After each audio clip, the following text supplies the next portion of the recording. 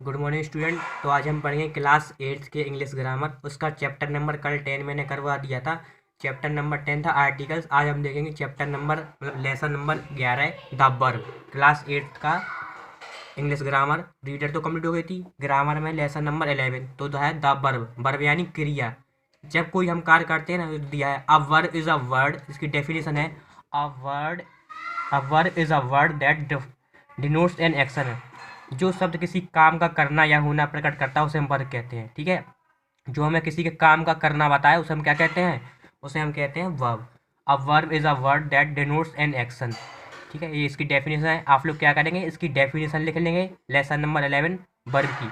उसके एग्जाम्पल हैं the dog barks. Barks यानी भौंकना, कुत्ता भौंक रहा है। द बर्ड्स फ्लाई, पक्षी उड़ रहे हैं।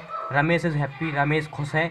सी इज़ ब्यूटीफुल, वह सुंदर है। तो यहाँ पर ये क्या है, ये इसकी वर्ब है। भौंकना, उड़ना, हैप्पी, इज और सी इज़ अ ब्यूटीफुल। फिर इसके प्रकार है काइंड्स ऑफ वर्ब। वर्ब के प्रकार देख लेंगे। वर्ब 3 प्रकार के होते हैं, ट्रांजिटिव वर्ब, इंट्रांजिटिव वर्ब और लिंकिंग वर्ब। अब देख लेंगे ट्रांजिटिव वर्ब। ट्रांजिटिव पहला पढ़ेंगे सकर्मक क्रिया। जिस क्रिया का प्रभाव कर्ता से कर्म तक पहुंचता है उसे ट्रांजिटिव वर्ब कहते हैं। जिस क्रिया का प्रभाव कर्ता से कर्म तक पहुंचता है उसे क्या कहते हैं? Transitive verb. जैसे पहला एग्जाम्पल है ही राइट्स अ लेटर, वह पत्र लिख रहा है। The carpenter makes a table, बड़ी टेबल बना रहा है। The cobbler repaired my shoes, मोची मेरे जूतों को रिपेयर कर रहा है। समझ में आया ना? तो यहाँ पर क्या है, जब क्रिया का प्रभाव कर्ता से कर्म पर पड़े, तो कर्ता से कर्म पे पड़ रहा। ही राइट्स अ लेटर, वह पत्र लिख रहा है। The carpenter makes a table, बढ़ई टेबल बना रहा है। तो क्या हो रहा है, टेबल बना रहा है। ठीक है, तो वो कर्ता से कर्म पे पड़ रहा, मतलब कर्ता क्या है उसका? बनाना। वो मतलब कर्म क्या है? बनाना। वो कर्ता क्या है? टेबल। ठीक है, तो समझ में आया। अब देखेंगे सेकंड नंबर है इंट्रांजिटिव वर्ब। आप लोग क्या करेंगे, सिर्फ इनके पहले डेफिनेशन लिख लेना, फिर इसके काइंड और प्रकार लिख लेना। इनकी डेफिनेशन भी लिख लेना। ट्रांजिटिव वर्ब, इसके एग्जाम्पल। सेकंड है इंट्रांजिटिव वर्ब, इसकी डेफिनेशन और इसके एग्जाम्पल। जैसे समझ लो, जिस क्रिया का प्रभाव कर्ता तक ही सीमित रहता है, जिस क्रिया का प्रभाव कर्ता तक ही सीमित रहता है उसे क्या कहते हैं? Intransitive verb. तो द बेबी इज स्लीपिंग, मतलब देखो यहाँ पर बेबी खुद का काम है और खुद ही कर रहा है, किसी दूसरों को तो नहीं कर रहा। द बेबी इज स्लीपिंग, बच्चा सो रहा है। तो ऐसा नहीं कि बच्चा सोने का काम किसी दूसरे को करवा रहा हो, खुद सो रहा है। द माउस रेन अवे, चूहा भाग रहा है। तो चूहा खुद काम कर रहा है और भाग खुद ही रहा है। द डॉग बार्क्स, कुत्ता भौंक रहा है। तो कुत्ता भौंक रहा है लेकिन क्या, खुद से ही तो भौंक रहा है। द हॉर्स रन फास्ट, घोड़े घोड़े तेज दौड़ रहे हैं। दौड़ कौन रहा है? घोड़े। और तेज दौड़ रहे हैं, वो खुद ही को तेज दौड़ा रहे हैं। ठीक है, तो यहाँ पर क्या है, इंट्रांजिटिव, वह काम खुद पर ही करेगा लेकिन ट्रांजिटिव में वह काम दूसरों पर करेगा। जैसे ही राइट्स अ लेटर, काम तो वो कर रहा है लेकिन कर किस पे रहा है? पत्र लिखने का। बड़ी टेबल बना रहा है, और किस बना तो खुद रहा है लेकिन बना किससे रहा है? टेबल को। तो इसमें क्या है, कर्ता से कर्म पे पहुंचा, लेकिन यहाँ पर हम कोई क्रिया करेंगे ना, वो खुद तक ही सीमित रहेगी। द बेबी स्लीपिंग, बच्चा सो रहा है। तो बच्चा सो रहा है लेकिन खुद ही सो रहा है। अब थर्ड है लिंकिंग वर्ब, संयोजक यानी जोड़ने के लिए। जब वाक्य में इज, एम, आर, वॉज, वर आदि का प्रयोग मुख्य क्रिया की सहायक के रूप में, मतलब ये एक तरह से हेल्पिंग क्रिया होती है, मतलब हेल्प करने की लगती है, इसे हम लिंकिंग वर्ब कहते हैं। इसे ज़्यादा नहीं पढ़ना है, इसका एग्जाम्पल देख लो। द अर्थ इज राउंड, पृथ्वी गोल है। दे आर स्टूडेंट, वे बच्चे हैं। आई एम अ डॉक्टर, मैं डॉक्टर हूँ। सी वॉज लेट, वह लेट है। समझ में आया ना? तो ये हो गया।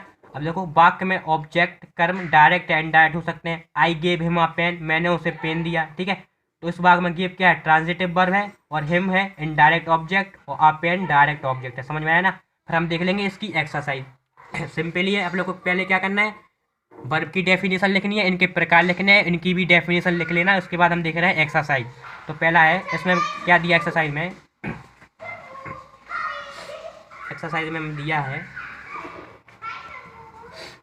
निम्नलिखित वाक्यों में वर्ब को रेखांकित कीजिए। हमें क्या करना है, जो इसमें वर्ब होगी ना उसे हमें रेखांकित करना है और उनके प्रकार लिखने हैं। देखो पहला sentence, my uncle is an engineer. ठीक है, मेरे अंकल क्या है? एक इंजीनियर है। तो इसमें इस क्या आ जाएगा?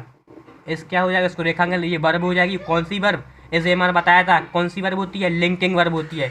तो हम यहाँ पर इसके सामने क्या लिख देंगे? इज एम आर क्या हो गई? इसके नीचे फिर लिंकिंग वर्ब हो गई, हम लिख लेंगे लिंकिंग वर्ब। सेकंड सेंटेंस है दीज फ्लावर्स आर ब्यूटीफुल। तो आर हो गई, यहाँ पर साफ साफ दिख रहा है, आर को हमने टिक कर लिया। ये भी क्या हो गई? लिंकिंग वर्ब हो गई। इसके बाद थर्ड है सी इज अ नॉट ईगल, ठीक है, सी इज अ नॉट ईगल, ठीक है, इसमें क्या हुआ, इज हो गया।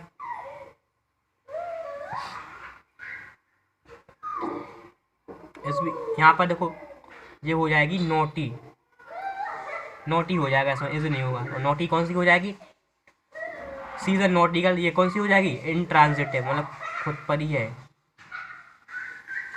Intransitive verb. क्वेश्चन नंबर 4 है the police caught the thief, इसमें पकड़ना, the police caught the thief, police ने चोर को पकड़ा, कॉट हो गई पकड़ना, और दूसरे ऊपर पकड़ा जा रहा है तो कौन सी हो गई, ट्रांजिटिव वर्ब हो गई, चोर को पकड़ा है तो ट्रांजिटिव वर्ब हो गई। सिंपल है, आप लोग फिल कर लोगे। द कॉबलर मेंडेड माई शूज, ये मेंडेड हो गई, मोची ने मेरे शूज को क्या किया, मेंडेड किया, ठीक है, ये क्या हो गया, ये ट्रांजिटिव हो गई। मोची द्वारा किस पर काम किया जा रहा है, शूज पर, ये वो कौन सी हुई, ट्रांजिटिव वर्ब। इसके बाद है the cat is sleeping, sleeping वाला हो गया, मतलब क्या हो रही, कैट सो रही है, ये किसके ऊपर हो रहा है, कैट खुद के ऊपर कर रही है, कौन सी हो गई, इंट्रांजिटिव, ये कौन सी हो गई, इंट्रांजिटिव वर्ब। समझ में आया ना। ऐसे ही कुछ पीछे दिए हुए हैं सेंटेंस, इनको आप लोग फिल कर लोगे, देखो ये आप लोग खुद से करना 7 से लेके 12 तक, ठीक है। तो यहाँ पर अपना ग्रामर का लेसन नंबर 11 अपना कंप्लीट हो गया, ठीक है, ये आप लोग खुद से फिल कर लेना। ही इज़ रीडिंग, यहाँ पर रीडिंग हो जाएगी, ये कौन सी हो जाएगी, he is reading a story book, लेकिन बुक को पढ़ रहा है तो कौन सी हो गई, transitive verb. I take my younger sister teach, यानी पढ़ाना, लेकिन वो किसको पढ़ा है, अपनी सिस्टर को, तो ये भी ट्रांजिटिव वर्ब हो जाएगी। दे आर प्लेयर्स, आर हो जाएगी, आर क्या है, लिंकिंग वर्ब है। मोहित इज अ गोइंग, हम देखो अंडरलाइन, रीडिंग हो जाएगा, टीच हो जाएगा, आर हो गया, मोहित इज गोइंग, ये गोइंग हो गया, ठीक है। हिज शॉप, ठीक है, द स्काई इज डार्क, ठीक है, यहाँ पर इज हो जाएगा, ठीक है, यहाँ पर इज और डार्क, और the children are playing, are हो गया। आप लोग इनके काइंड लिख ही लोगे, ठीक है। तो यहाँ पर अपना लेसन नंबर 11 कंप्लीट हो गया ग्रामर का। आप लोग इसे कर लेना, पता है ना क्या क्या करना है, इसकी सभी की डेफिनेशन कर लेना, इसके प्रकार, इनकी डेफिनेशन, फिर लास्ट में अपनी क्या बचती है, एक्सरसाइज, जो मैंने फिल करवा दी है, आप लोग कर लेना, ठीक है। तो यहाँ पर 11 नंबर अपना कंप्लीट होता है।